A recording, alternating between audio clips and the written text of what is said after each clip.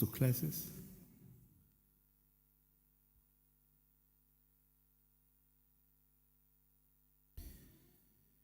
El libro de Santiago, usted se demora aproximadamente, dependiendo su nivel de lectura, entre 15 a 25 minutos y lo lee. Es una carta preciosa, hermosa. La recomiendo que usted la vuelva a leer, la lea toda esta semana, la lea todo el mes. Empápese de Santiago porque vamos a aprender la forma práctica de llevar el Evangelio. Y primero debemos conocer un poco algo de Santiago. No van a aparecer las citas bíblicas, pero van a quedar en el video para que usted lo vaya corroborando en su casa, porque lo voy a hacer rápido. A modo de introducción, primero, el nombre Santiago es una contracción castellanizada de dos palabras latinas, Sanctus Iacobus.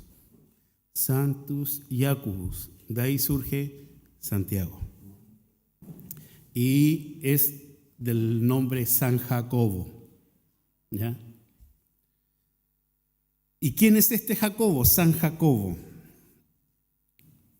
Mateo 13, 55, 56 dice: ¿no es este el hijo del carpintero? Refiriéndose a Jesús.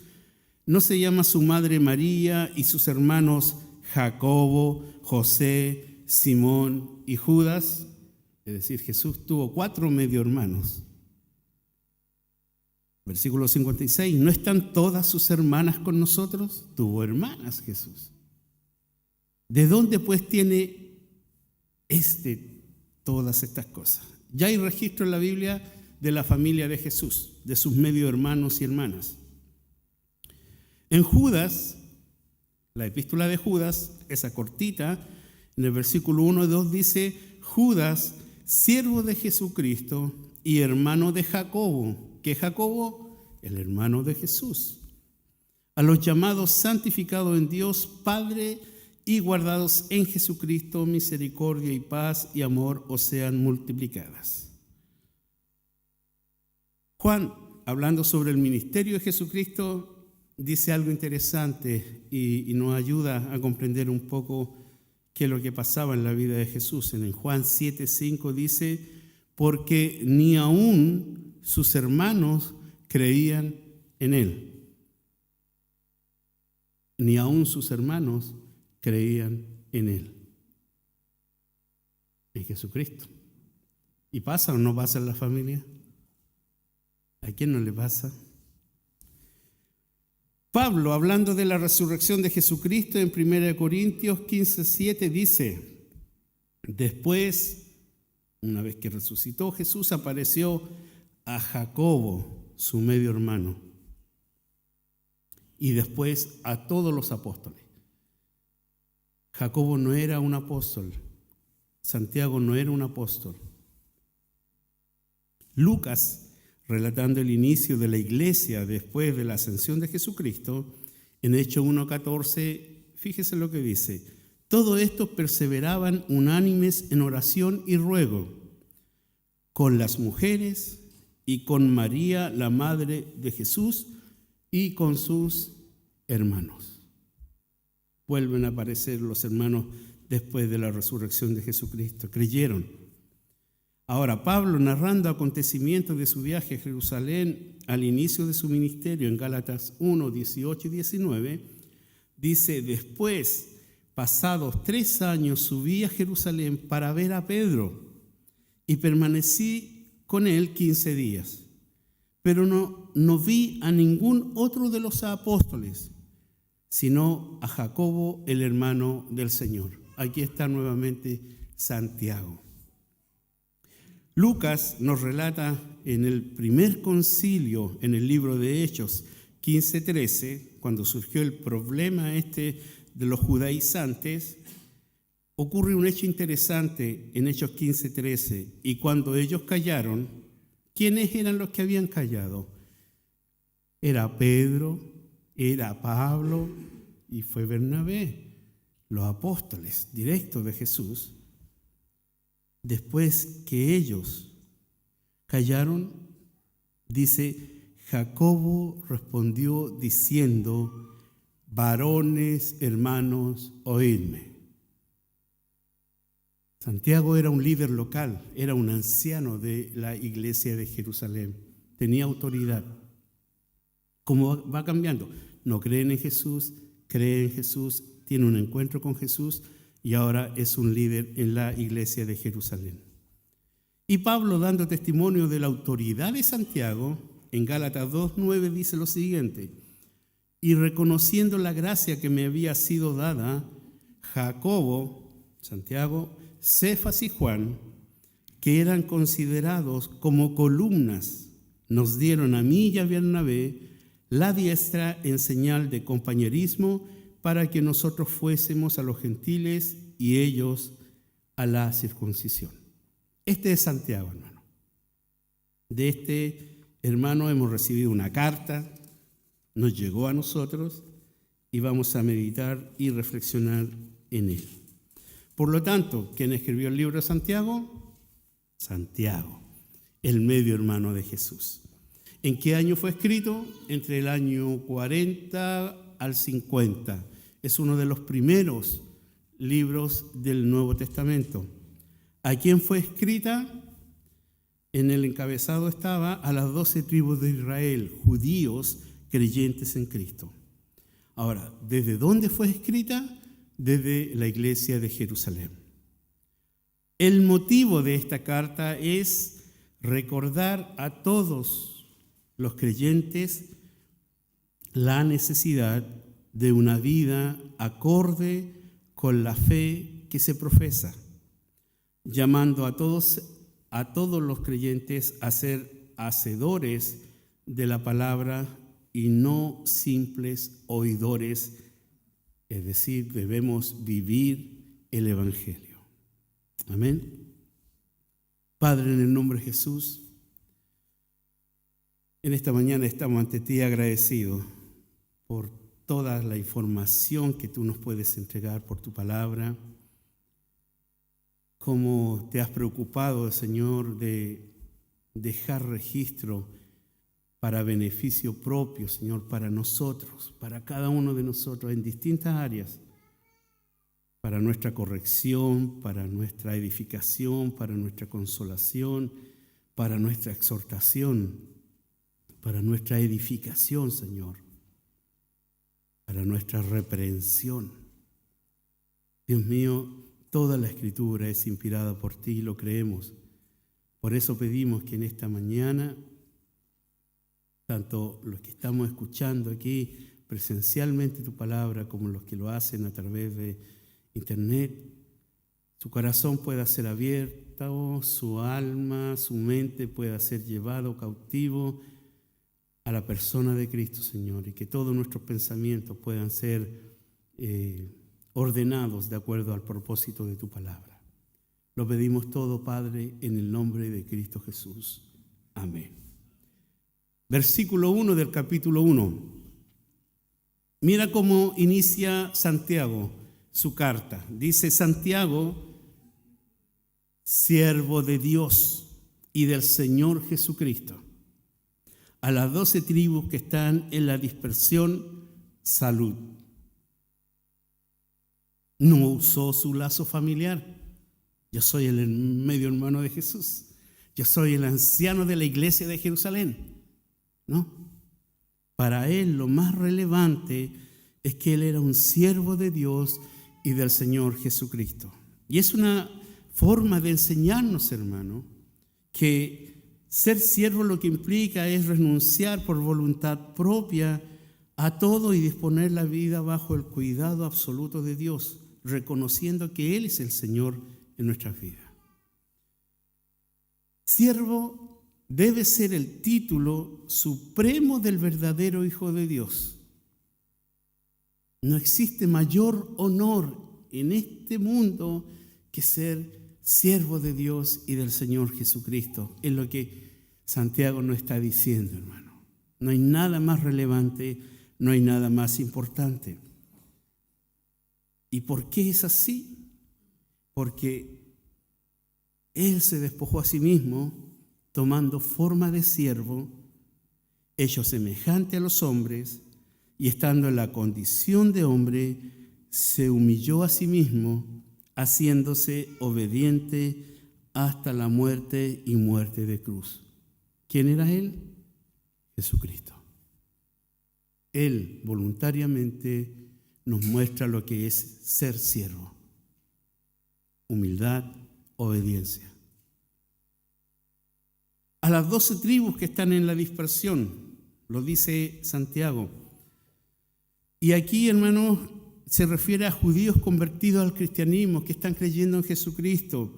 ¿Y por qué a las 12 tribus? Es una forma metafórica y práctica de decir a todos aquellos que estuvieron en Jerusalén y escucharon el mensaje de Jesús y siguieron esparciendo el mensaje de Jesús a todo el mundo. Es más, los historiadores de la época dicen que no hubo lugar en el mundo donde los cristianos llegaban y hablaban de Jesús. Todo fue plagado con el nombre de Jesús y su evangelio, como lo es hasta el día de hoy. Continúa moviéndose el evangelio. Y concluye el versículo 1 con salud. Salud. Esta era la costumbre griega para iniciar una carta. Salud. Nosotros lo usamos en otro contexto, pero aquí es la forma tradicional de iniciar una carta. Y ahora viene lo que nos convoca, hermano. Aquí está lo trascendente.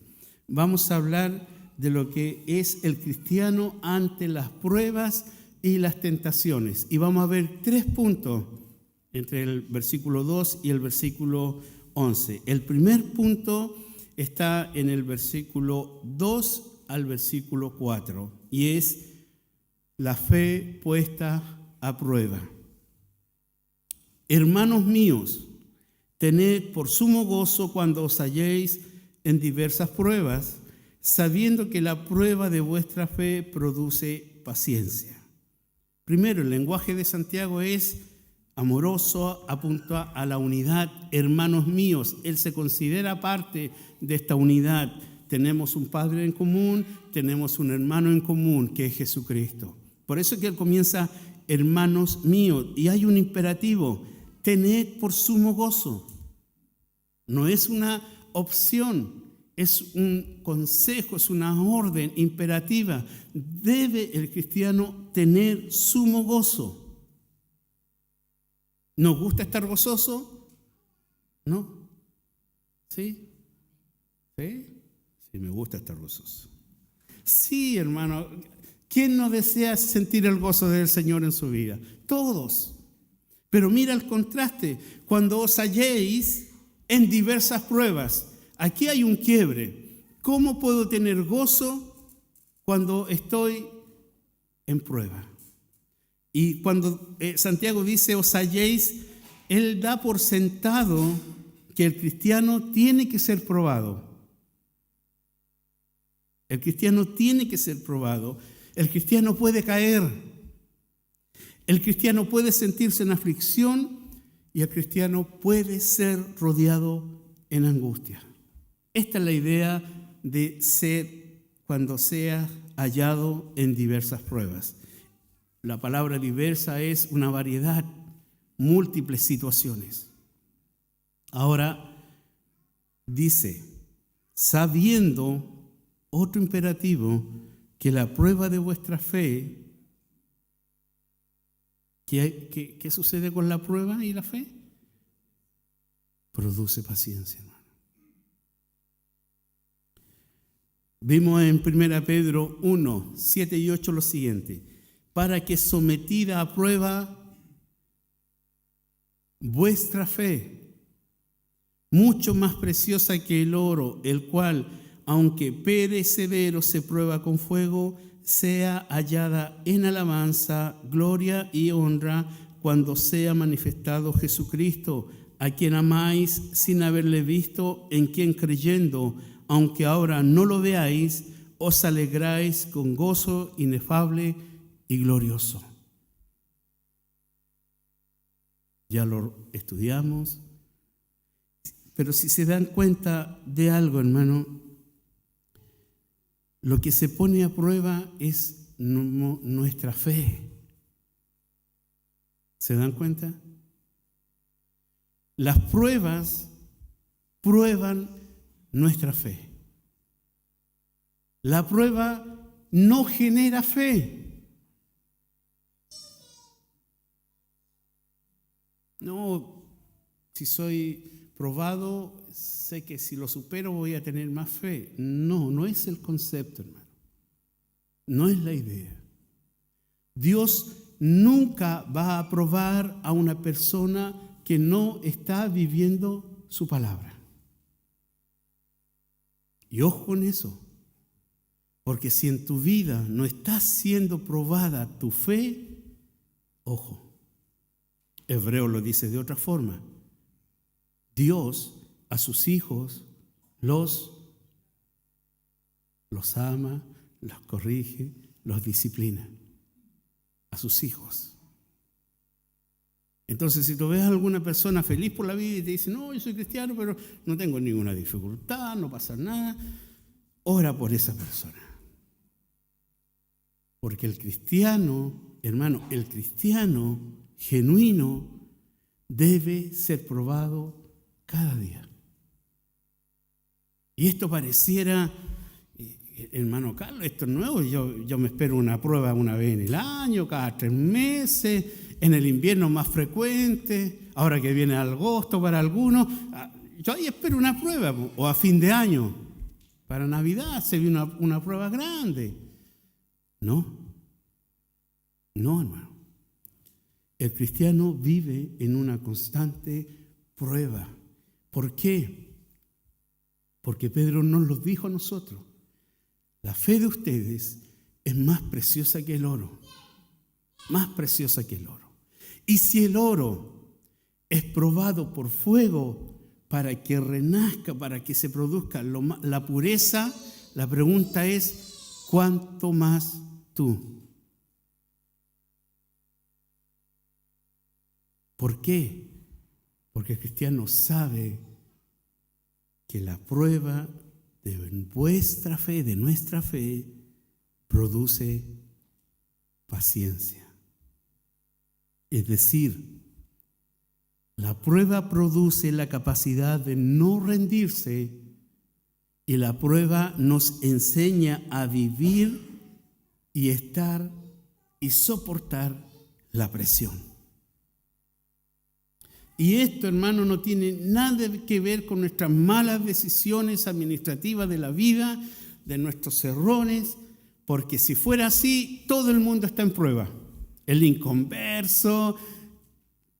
La diferencia, hermano, es que la prueba del cristiano siempre está en relación a la fe, al evangelio. Entonces, si el evangelio en tu vida no ha significado prueba, ojo, preocúpate. De verdad, hermano, preocúpate. ¿Por qué, hermano? ¿Y por qué la prueba? Si Dios conoce nuestro corazón, Dios conoce nuestra fe, ¿cierto? Él es omnisciente, Él es todopoderoso, Él es sabio, Él conoce todas las cosas, pasado, presente, futuro. ¿Por qué nos prueba? ¿Para qué nos prueba? Hermano, la prueba resalta lo real y genuino de nuestra fe. Es para que veamos cuán maduros estamos, hermano. Porque a veces tenemos un más alto concepto que el que debemos tener. Y dígame que cuando estamos enfermos, ¿qué es lo que hacemos? Nos acurrucamos a los pies del Señor. Tomamos su palabra. Cuando nos dicen no hay más remedio para ti, te vas a morir, ¿qué es lo que hacemos? Buscamos el rostro del Señor, nos acordamos de nuestros pecados, pedimos perdón. Cuando estamos en dificultades a causa de nuestra fe, ¿qué sucede? Me preocupo. Y hay personas que se van de los caminos del Señor.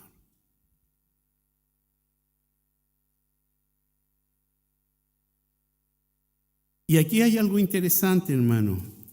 El término para prueba es el mismo término que se utiliza para tentación. Ahora, ¿cómo puedo diferenciar la prueba de la tentación? Que la prueba nos guía siempre a glorificar a Dios. ¿Cómo sé que estoy entendiendo la prueba? Porque aún en medio de la dificultad, yo glorifico a Dios y le digo, gracias Señor, porque estoy aprendiendo a controlar mi lengua, estoy aprendiendo a dirigir mis pensamientos, estoy aprendiendo a cambiar mi conducta, estoy aprendiendo a vivir con mi familia, estoy aprendiendo a vivir con mis hermanos, estoy aprendiendo a vivir con mis vecinos, estoy aprendiendo a mostrar tu evangelio como genuinamente se debe mostrar. Eso es la prueba, a eso me lleva. Y la tentación, hermano, es la dificultad o el conflicto interno propio del creyente cuando es seducido por la carne y alentado por Satanás para actuar, pensar en oposición directa o parcial a la palabra de Dios. Somos probados y paralelamente está la tentación. Por ejemplo, me quedé sin trabajo, ¿cierto? Hay una preocupación, pero la fe que nos dice, yo soy tu proveedor, yo tengo cuidado de ti.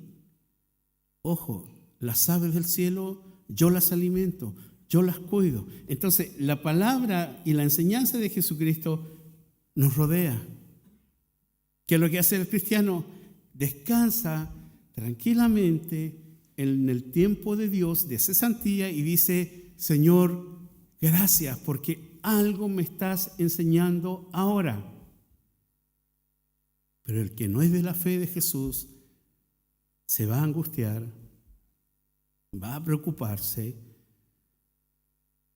y si es necesario abandonar a su esposa, lo va a abandonar porque va a ser una carga, y si es necesario abandonar a su familia, va a abandonar a su familia porque él debe suplir y debe cubrir todas las necesidades de la casa.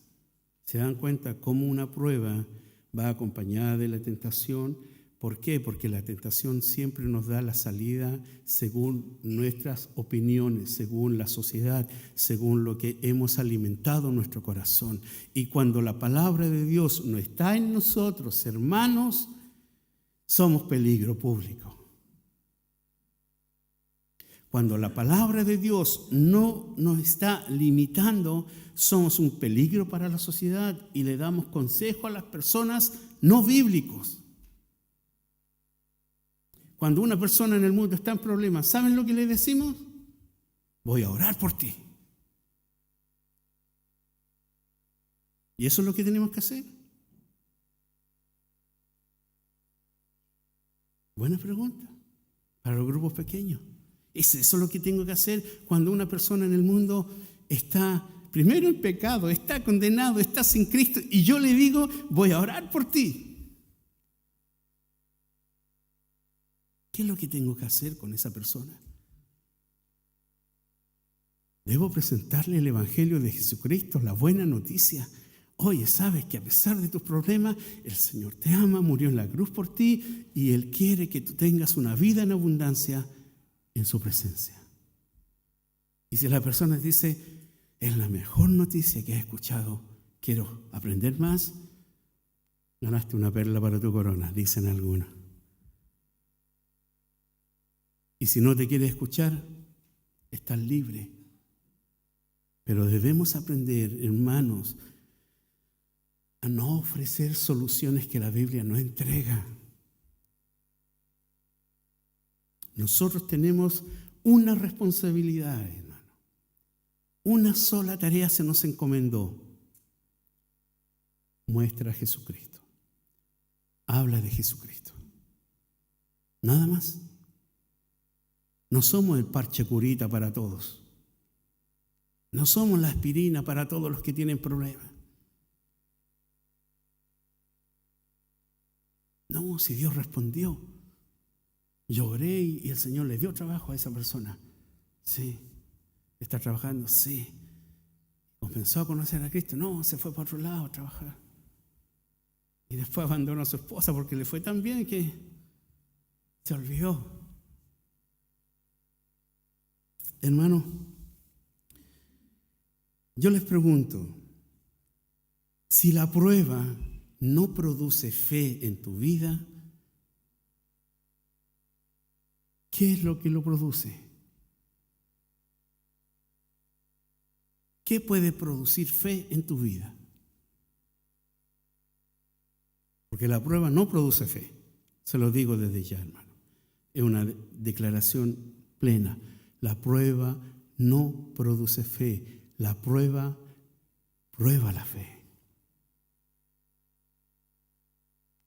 Y nunca vas a entrar en una prueba si no tienes verdadera fe. Dios nunca te va a llevar al desierto. Nunca te va a llevar al desierto.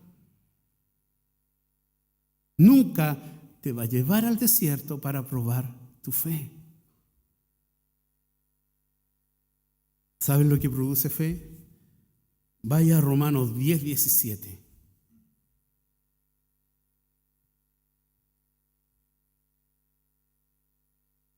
Romanos 10, 17.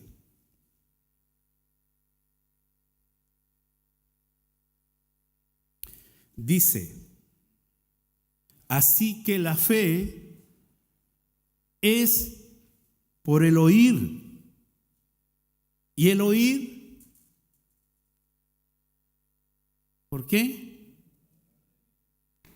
Ahí está, hermano.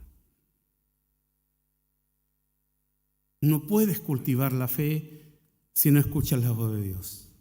No puede desarrollarse en ti la fe si no estás meditando, si no estás leyendo la palabra de Dios, si no estás empapándote de la palabra de Dios.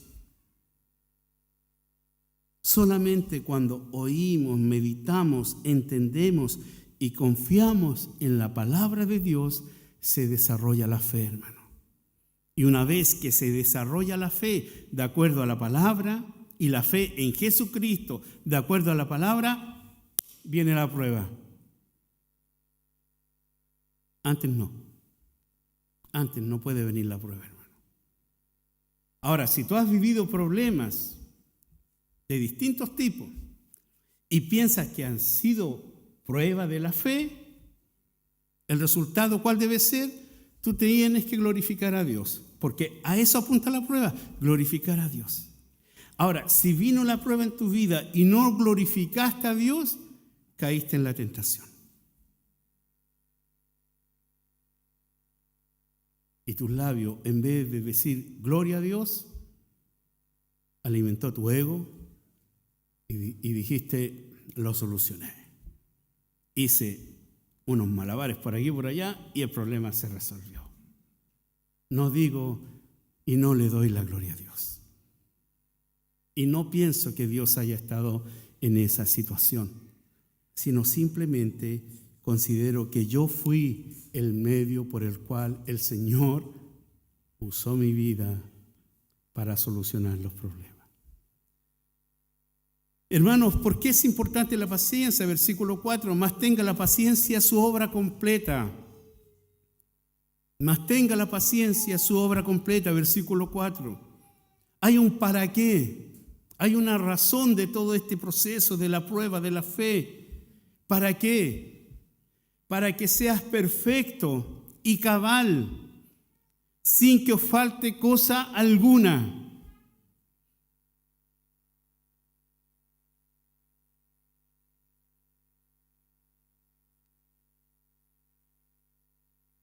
Sed perfectos y cabales, hermano.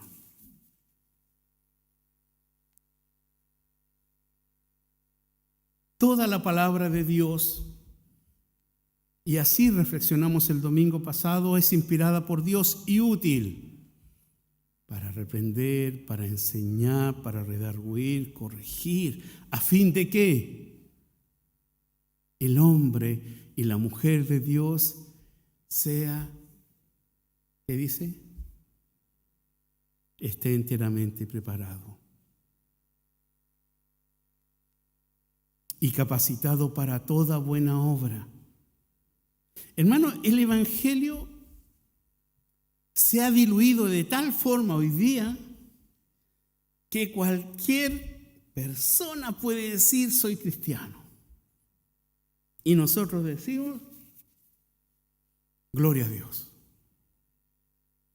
Oh, es cristiano, gloria a Dios. Y está fumando, no importa, el Señor está trabajando en su vida. Y dice garabatos, no importa, el Señor está trabajando en esto. Y golpea a su esposa, no importa, el Señor está trabajando en esa familia. Y engaña a su marido, no importa, el Señor está trabajando en su vida. Y son cristianos. Y la Biblia dice que no son cristianos. Porque no hay cabalidad, porque no hay perfección. Ahora, cuando hablamos de perfección no se refiere al hecho de que no hay error, es una persona así que es un santo caminando entre medio nuestro, sino en el sentido de madurez que está creciendo todos los días, hermanos. No todos los domingos. No lee la Biblia el domingo en la mañana solamente. Y el miércoles a las 8:30. O a las 8 para involucrarse un poco en el tema. No. Todos los días en la ley de Jehová está su delicia. Y en su ley medita de día y de noche. ¿Cómo es posible eso? Porque mientras yo dormía, mi alma velaba. Y velaba a la luz del rostro de Dios. Pero a veces tenemos pesadilla con los superhéroes, tenemos conflicto porque vimos una película de terror y estamos asustados. Hermano, la obra completa dice sin que os falte cosa alguna. Por eso fallamos, pues, hermano. Cuando nosotros, hermanos, no entendemos este principio que Santiago lo está diciendo, sin que os falte cosa alguna.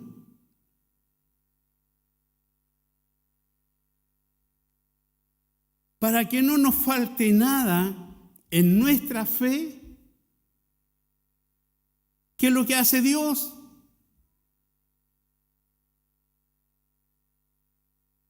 Dígamelo, por favor. ¿Qué es lo que hace Dios? Por ahí lo escuché. Ahí sí. Nos prueba. Es decir, Carlos Liempi, Dios quiere que no te falte nada en tu vida. Por lo tanto, ¿qué va a hacer conmigo? Me va a probar. Que yo declaro que soy hijo de Dios. Porque yo declaro que creo en su palabra. Y si en mi vida no hay prueba, hermano, debo preocuparme. Si mi fe no es cuestionada todos los días, primeramente por mi propia carne, cuando me miro al espejo y digo, ya te estáis poniendo muy santo, ¿cómo voy a querer ir a orar de nuevo? ¿Es cierto que a veces nos asombramos y decimos, oye, esta gana que tengo de orar, qué raro en mí? Cuando debiera ser lo natural, hermano. No quiero ver tele. ¿Saben qué? No voy a ver tele, voy a ir a orar. Algo le pasa al papá. Algo le pasa al papá. ¿Algún problema tiene? No, pues, hermano. Es lo correcto que debe hacer el hombre y la mujer de Dios. Es lo correcto. Cómo ser cabal y cómo ser perfecto. Es decir, maduro, es cuando la palabra de Dios comienza a seccionar mi alma, partir mi alma, ir a los tuétanos de mi ser, partir, quebrantar todo mi ego, todo mi yo, todo aquello en lo cual me siento seguro, comienzo a dejárselo a los pies de Jesucristo.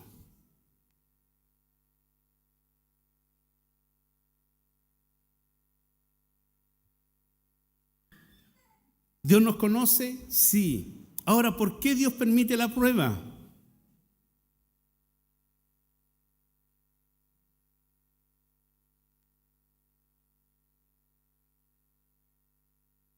¿Por qué Dios permite la prueba en la vida del cristiano?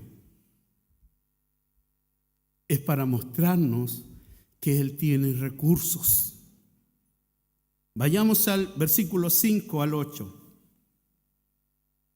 Aquí están los recursos que el Señor nos da para enfrentar las pruebas.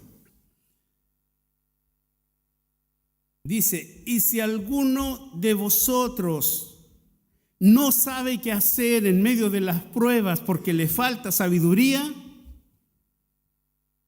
aquí hay un imperativo: ore, pídale a Dios. Ese es un imperativo, hermano, en la vida del creyente. Si no he aprendido a enfrentar una prueba, hermano, una vez escuché a un hombre decir: Dios envía una prueba a tu vida. ¿Qué pasa si no apruebas esa prueba? ¿Qué pasa? Te la repite. Y si la repruebas, te la vuelve a repetir.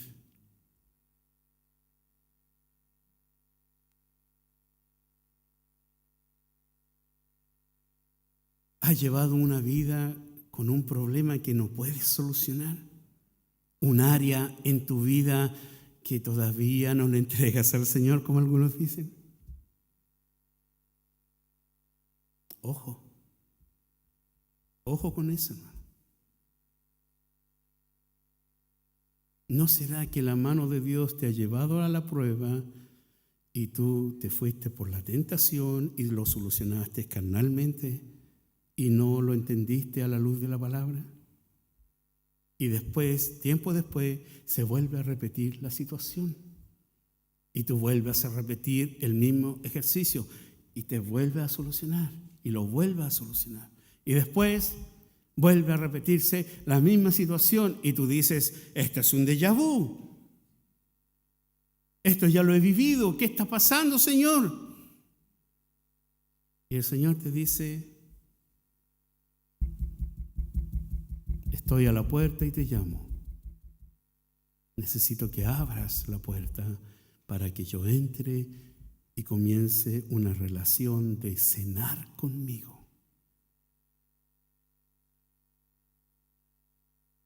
Si alguno de vosotros tiene falta de sabiduría, pídala a Dios, el cual da a todos. Mira, hermano, Él da a todos. ¿Te das cuenta que no son los líderes, no son algunos hermanos especiales, no son los más espirituales? Él da a todos abundantemente y sin reproche. Yo conocí a algunas personas que dicen: no, yo no soy digno de pedirle al Señor tal cosa. Pide sabiduría para saber cómo pedir, y Santiago lo desarrolla más adelante y lo vamos a aprender, hermano, porque nuestras oraciones no son contestadas.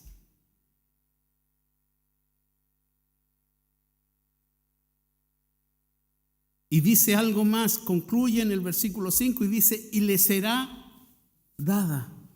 Es decir, ¿por qué Santiago dice: si alguien tiene falta de sabiduría, pídale a Dios, Él le dará abundantemente y sin reproche, y le será contestada esa oración? ¿En qué se basa Santiago? En lo siguiente: alguien dijo en la Biblia, está escrito: pidan y se les dará. ¿Se acuerdan? ¿Se acuerdan o no? Lo estudiamos, lo reflexionamos en las bienaventuranzas. Pidan y se les dará. Más adelante en Mateo también dice, en Juan 14, cualquier cosa que ustedes pidan en mi nombre, yo la haré. Así será glorificado el Padre.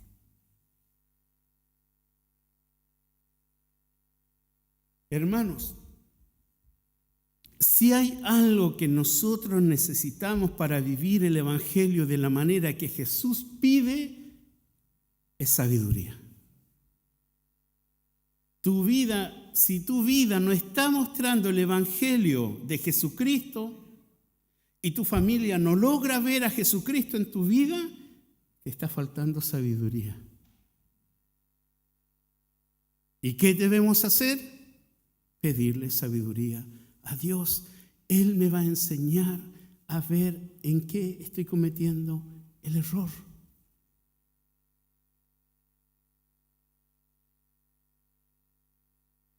Debemos orar, hermanos, por sabiduría. Y sabiduría en todas áreas, hermano. No solamente en las cosas grandes y espirituales, en lo más cotidiano de nuestras vidas, hermano. En cómo formular una pregunta a veces.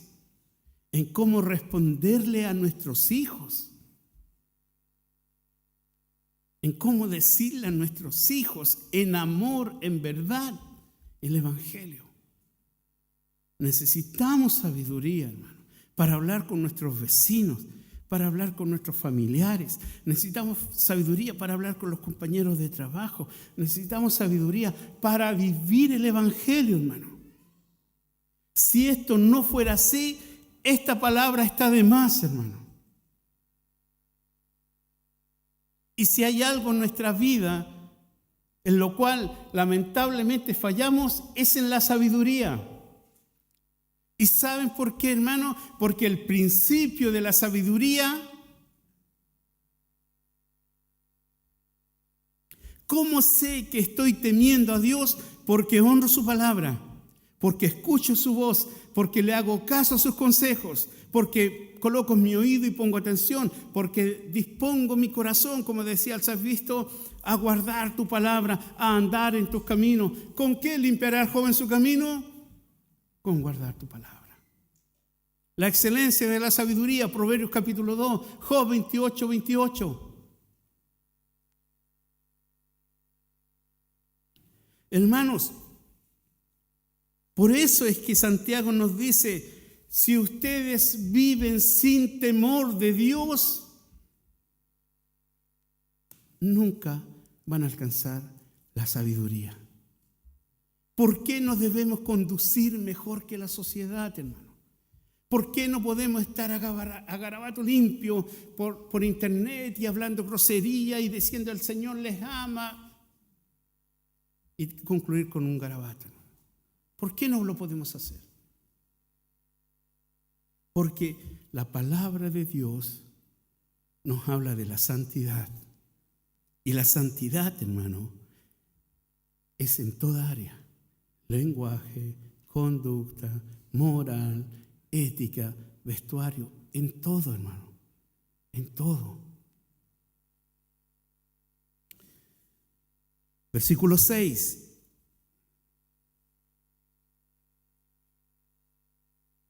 Hay un pero pida con fe. No dudando nada. Y el cristiano a veces duda si debe orar. ¿Estará bien que ore en este caso? Sí, pues hermano. Es que es un problema tan doméstico, tan pequeño. Bueno, Dios es Dios de lo pequeño y de lo grande. Y yo necesito sabiduría para enfrentar y solucionar ese pequeño problema. ¿Te has fijado que a veces esos pequeños problemas, el profeta lo dice, esas pequeñas zorras que se meten a tu viñedo y causan un desastre que no te imaginas? Y fue simplemente porque miraste al hermano y no lo saludaste. Santiago más adelante nos va a decir y nos va a hablar sobre este pequeño miembro tan pequeño que está aquí adentro de mi boca, pero que puede generar desastres, hermanos, desastres. Pida con fe, no dudando nada. Y aquí viene una ilustración que nos debe hacer reflexionar, porque el que duda es semejante a la onda del mar que es arrastrada por el viento y echada de una parte a otra. No piense, pues quien tal haga, que recibirá cosa alguna del Señor. Y aquí pareciera haber un contraste, hermano, entre lo que es pedir y cosa alguna del Señor, porque a veces disfrutamos de las misericordias de Dios y no de las bendiciones de Dios, que son cosas distintas, hermano. A veces su gracia supera nuestro pecado. Y no diría a veces, diría siempre, su gracia supera nuestro pecado, hermano. Y nuestras rebeliones siempre están delante del Señor, y nuestros pecados siempre están delante del Señor. ¿Y sabes cuál es el consejo de Dios para aquello? Confesión, arrepentimiento. Pero no lo hacemos. Y podemos mantener un pecado por mucho tiempo en la vida. Y pensamos que las cosas nos van a ir bien. No piense pues quien pida y no tiene fe, que recibirá cosa alguna del Señor. Jesús nos dijo: por tanto os digo que todo lo que pidiereis orando, creed que lo recibiréis y os vendrá. Marcos 11, 24. Versículo 8. El hombre de doble ánimo es inconstante en todos sus caminos. El hombre de doble ánimo, de dos almas. Esto es lo que quiere decir Santiago. El hombre de dos almas, o dos propósitos, o dos opiniones, será inconstante, no tiene un fundamento. En todos sus caminos no progresará.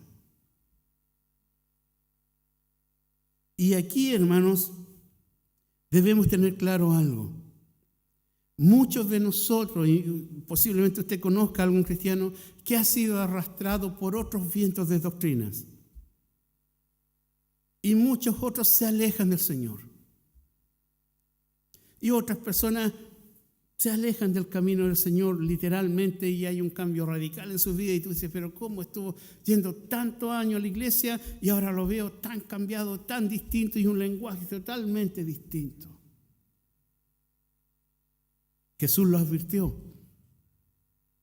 Y Santiago está pensando en esto. Jesús lo advirtió cuando nos dice en Mateo 6:24, ninguno puede servir a dos señores. Ninguno puede. Porque o aborrecerá al uno y amará al otro, o estimará al uno y menospreciará al otro. No podéis servir a Dios y a las riquezas. Es decir, no puedes creer en Dios, seguir a Dios y estar descansando en tus decisiones, en tus opiniones, y no prestando atención al consejo de Dios. No puedes. Jamás tu camino va a llegar a buen término, hermano. Y muchos en aquel día le van a decir, Señor, Señor, en tu nombre hice tal cosa. En tu nombre hablé tal cosa. En tu nombre ministré a tal persona. No, hermano. Por eso que Santiago nos advierte que debemos orar con fe, pedir con fe. Y la fe, hermano, solamente la puedo cimentar, cultivar y desarrollar a la luz de la palabra, la verdadera fe. ¿Sabes qué, hermano? hay algunos cristianos que tienen un evangelio tan mezclado, un sincretismo tan terrible. Creen en la suerte, creen en los brujos, creen en los males, creen en tantas cosas, hermano. Y no digo que no existan, ojo con eso, pero le creen más a esas cosas que a la palabra de Dios, que dice: vivo yo, dice Jehová, que ante mí se doblará toda rodilla y toda lengua confesará su pecado.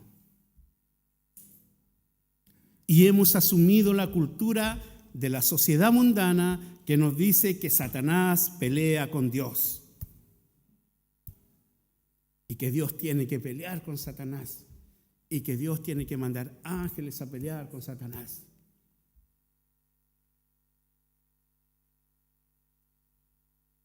Vemos tantas películas, hermanos, con doctrinas tan torcidas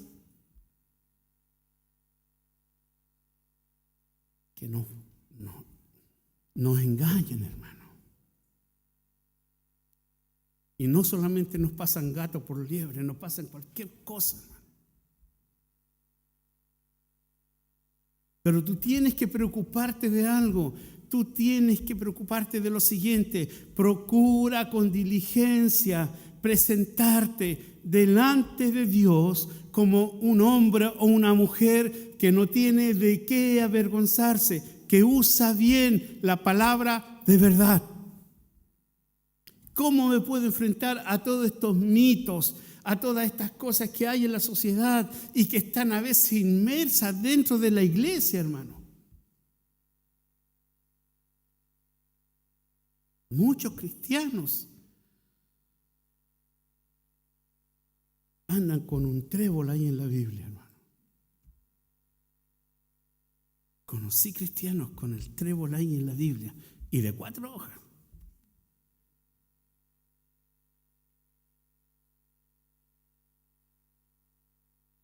Hay tanta ignorancia de la palabra de Dios, hermano.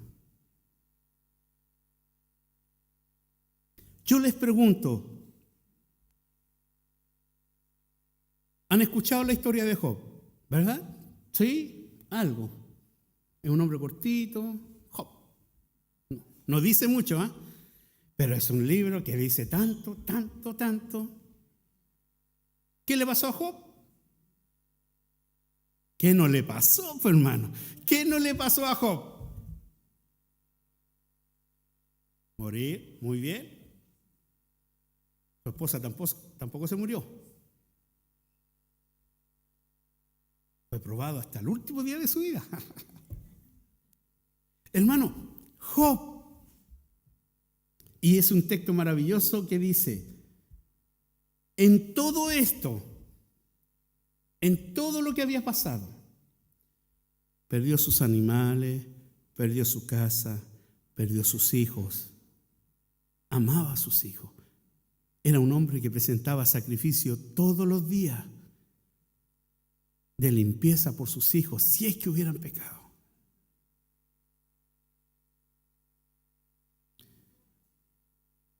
Comenzó una lepra en su cuerpo, una llaga, algo terrible, hermano.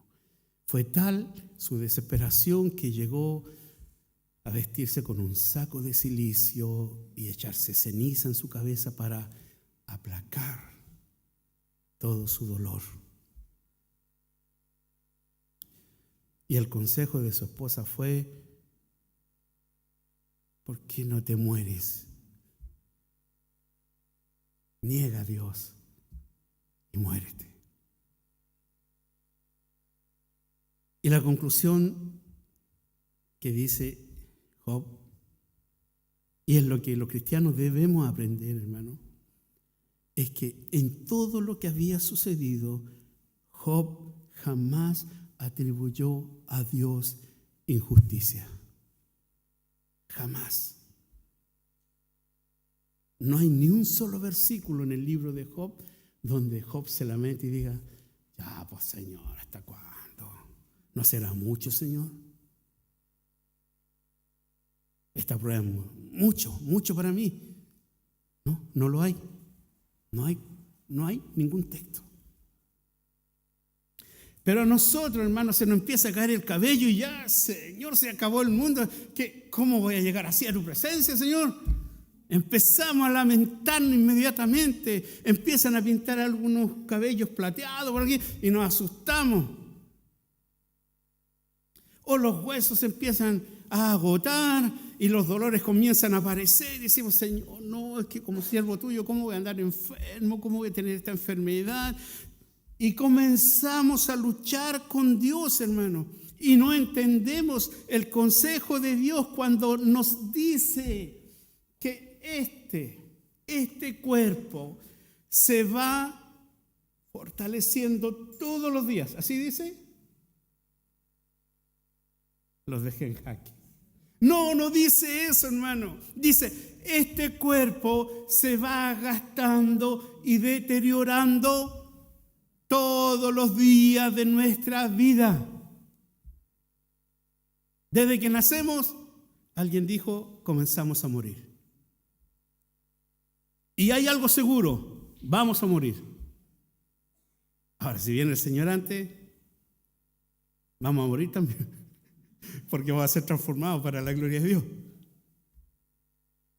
Pero hermano, nosotros no hemos entendido el consejo de Dios cuando nos habla en la integridad de todo nuestro ser, alma, cuerpo, espíritu.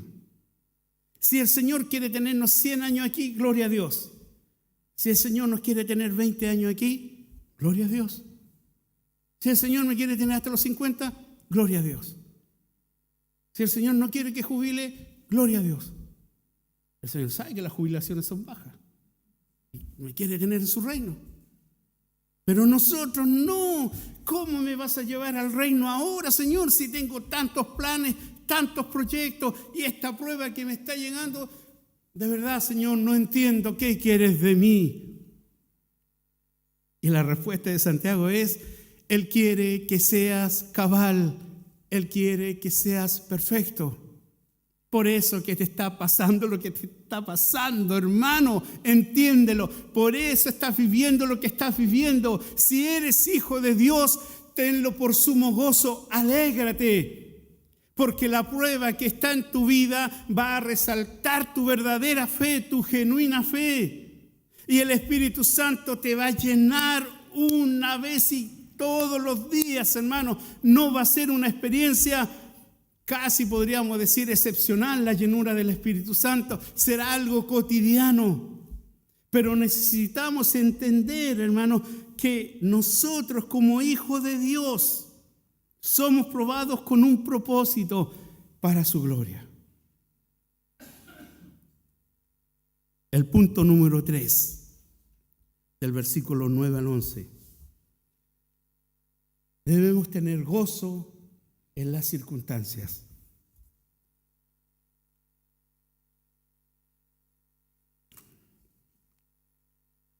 Y aquí pareciera que Santiago cambió de tema así radicalmente, es decir, estamos hablando de las pruebas, de la cabalidad, y mira en el versículo 9 y dice, el hermano que es de humilde condición, gloríese en su exaltación, pero el que es rico en su humillación, porque él pasará como la flor de la hierba. Y uno dice, Santiago, ¿para dónde quieres ir? ¿Qué hay en esto? Hermano, es algo que algunos autores discuten, algunos teólogos se cuestionan. En mi humildad, pienso que Santiago está exhortando al creyente a no confiarse en su condición, sea cual sea esta. Nada más. Porque la pobreza puede ser una prueba y la riqueza puede ser una prueba. Porque si tu corazón, cuando tiene abundancia, se olvida de su hermano, se olvida de su familia, y tienes tus bolsillos llenos de billetes y tu corazón vacío de amor, no pasarás esa prueba. Santiago no está hablando de la prueba, ese es el contexto, ¿cierto? Y Santiago nos lleva ahora a esta área, la económica. Ojo, hermano, que estás en la fe. Debes gozarte, ten por sumo gozo cuando eres pobre o si eres rico. No confiando tu gozo en la pobreza o en la riqueza. No, hermano.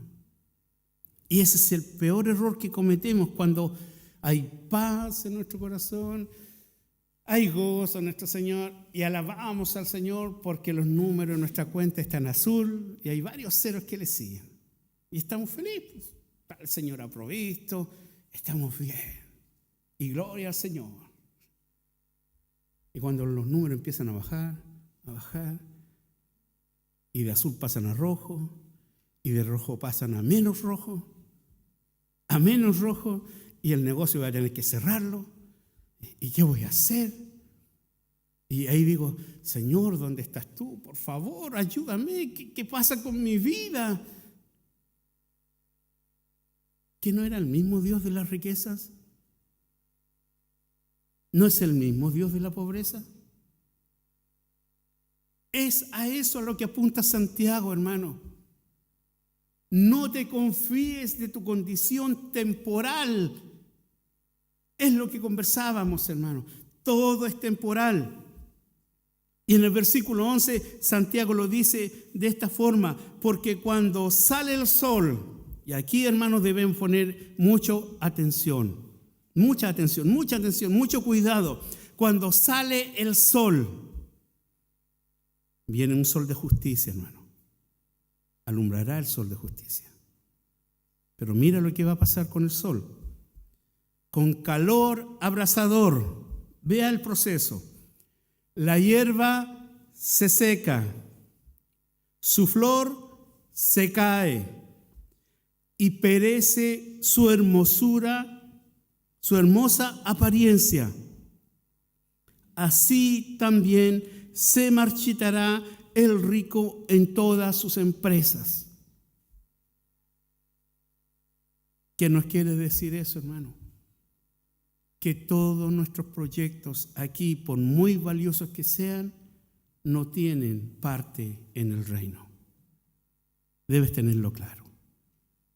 No te vas a llevar el enchufable ahí arriba, no te lo vas a llevar. El seguro de vida que contrataste quizás no lo va a alcanzar a usar porque el Señor te va a llevar a su reino. No. Los años de servicios que tienes acumulados, quizás no los va a disfrutar en el crucero, va a estar ahí arriba. Y podríamos decir, aunque la higuera no florezca y en las vides no haya fruto, aunque sean quitadas las ovejas y el ganado y no haya nada, aún así, yo confiaré en el Señor. Hermanos, muchas personas que recibieron esta carta fueron personas que tuvieron recursos. Muchas personas que recibieron esta carta de Santiago vivían en Jerusalén, en buenos lugares. Pero cuando conocieron a Jesucristo, tuvieron que salir arrancando con la persecución que se produjo con la muerte de Esteban y con otras persecuciones que siguieron después. Y por la causa de Cristo lo tuvieron que dejar todo. Otros, como Bernabé, ¿saben lo que hicieron? Tomaron toda su riqueza, las vendieron y las llevaron a la iglesia y las repartieron a los hermanos más pobres.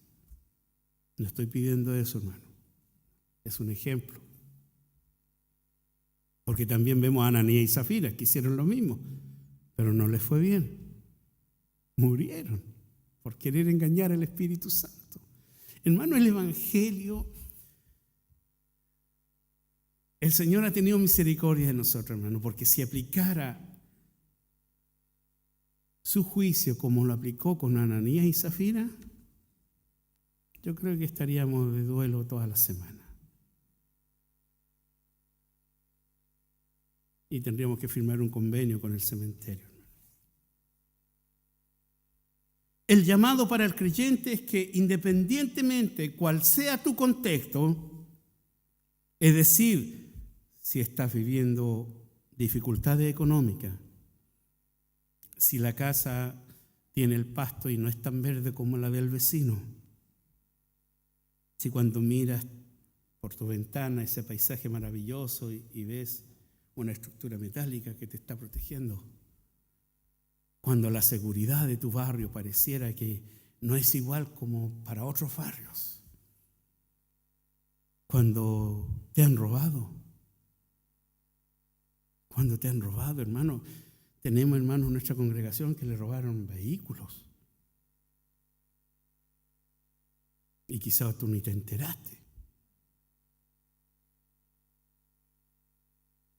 Hermanos, tenemos hermanos en nuestra congregación que llevan meses sin trabajo y tú no lo sabes, porque no hablas con todos, hablas siempre con los mismos. Hay una enseñanza para nosotros. Debo participar en los grupos pequeños y conversar con mi hermano y preguntarles cómo están. Y debemos aprender a decir: hermano, no estoy bien, pero estoy confiando en el Señor. No he encontrado trabajo, pero sigo confiando y sigo tirando currículum. Yo converso con algunos y dicen: estoy tirando currículum. Yo le digo: cuando te respondan esos currículum y saques ese trabajo, no dejes de congregarte, por favor, porque para la próxima no voy a orar por ti. Hermanos, necesitamos entender que nuestro gozo, y debemos tener sumo gozo, no solamente cuando los negocios van bien. ¿Cierto, Oliver? No solamente cuando las cosas van bien.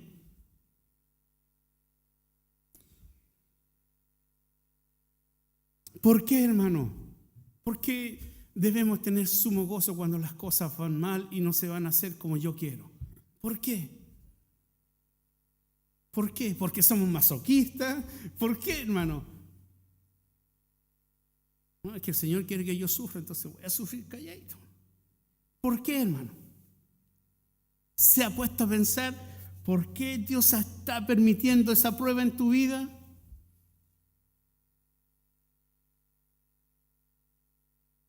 Te invito a Lucas 22.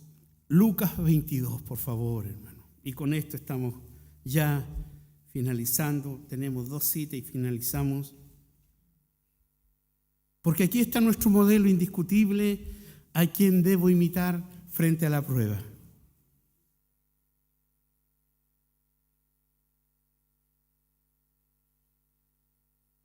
Lucas 22, 41 y 42. Estoy en saldo en contra con el tiempo, hermano.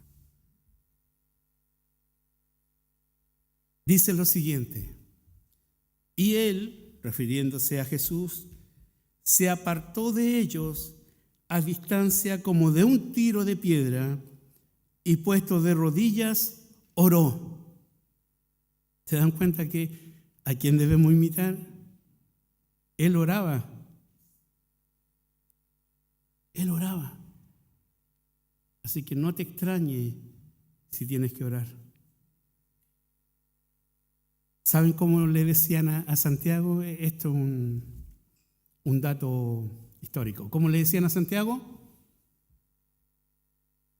Mi esposa me lo informó.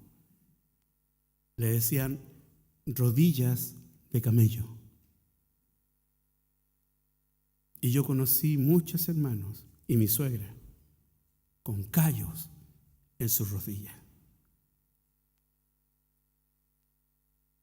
Y él se apartó de ellos a distancia como de un tiro de piedra y puesto de rodillas oró, diciendo: Padre, si quieres, pasa de mí esta copa. Esta es la prueba más grande que Jesús debía enfrentar, ¿o no? ¿Saben por qué era la prueba más grande? Porque Jesús sabía que iba a perder la comunión con su papá. Se iba a romper esa maravillosa unidad que él tenía desde antes de la creación. Jesús sabía que iba a dejar de disfrutar la presencia de Dios en su vida. Y hermanos, nosotros estamos a años luz de esa realidad. Nuestro espíritu y nuestra alma se asombra cuando sentimos las caricias de Dios y decimos, ¿qué está pasando en mi vida? Pero Jesús no, Él desde el que nació hasta este momento, Él disfrutaba de una relación con su Padre inimaginable para nosotros. Por eso es que Jesús se arrodilla y le ora a su papá y le dice lo siguiente: si quieres, papá, pasa de mí esta prueba, esta copa, no la quiero beber. Y agrega, pero,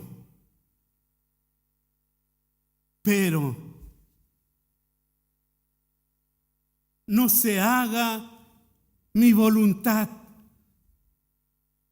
sino la tuya. Hermano, yo te pregunto, ¿tú de verdad, con todo tu corazón, quieres hacer la voluntad de Dios y no la tuya? ¿De verdad te congregas para crecer en su palabra? ¿De verdad te acercas a la Biblia para conocer la voluntad de Dios y decirle, papá, si es necesario vivir esta situación, yo lo haré, porque no quiero que se haga mi voluntad, sino la tuya? Jesucristo tenía claro su lugar, claro su rol, claro lo que tenía que hacer. Y yo te pregunto a ti, ¿tú tienes claro tu rol, claro lo que tienes que hacer en medio de la sociedad?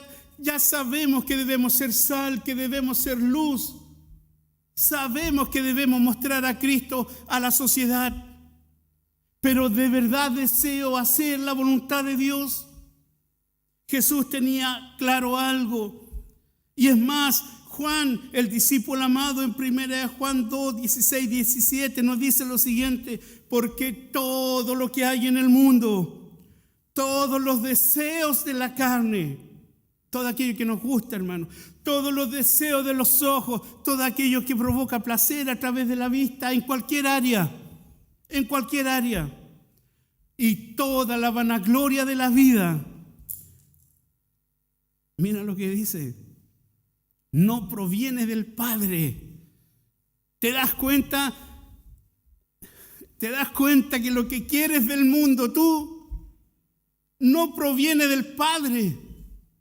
El Padre está pensando en lo eternal, en lo espiritual, en algo sublime, y tú estás pensando en la 4x4.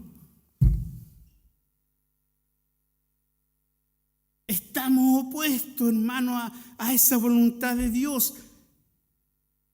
Dice, no provienen del Padre los deseos que hay en el mundo, los deseos de los ojos, la vanagloria de la vida, sino vienen del mundo.